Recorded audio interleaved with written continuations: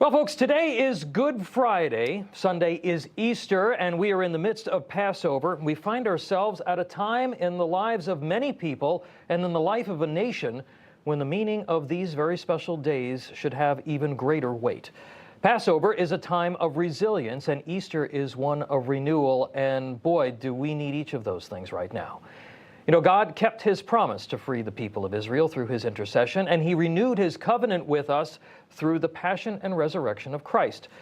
As a nation founded on Judeo-Christian principles, now is a time for us to keep our promise, to renew our covenant, the one that we make as Americans to those who began this great experiment, and to our posterity, to the sacred charge of preserving this last best hope of earth.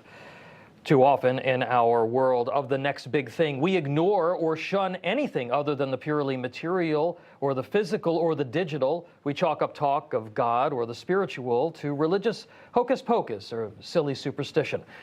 The prison of loss created by that materialism leads only to blame, hypocrisy, victimhood, and the kind of moral relativism that then comes to dominate not just us as individuals, but the nation as well. Does that sound familiar? But there's something more than the physical at work here in America. Some unseen spirit that has always allowed Americans to fight the next battle, to protect our freedom, to advance it to others, and to stand up for biblical truth. That unseen spirit of the Lord that allows us to rise again and again. It's what Lincoln was talking about when he asked us to respond to the better angels of our nature. We don't see those better angels. We have to allow ourselves to feel them and to express them in our words and in our deeds. Too many Americans allow the conflict of the day to dull those instincts, and that's why it feels like we're coming apart at the seams. America was an idea long before it was a nation, and it is an ideal that we still strive to achieve.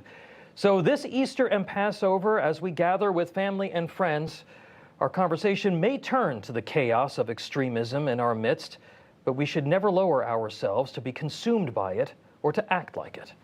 My prayer is that we do what Americans always do. We acknowledge that it is in God we trust and allow the resilience, the faith, and hope of this holy season guide our defense of American freedom.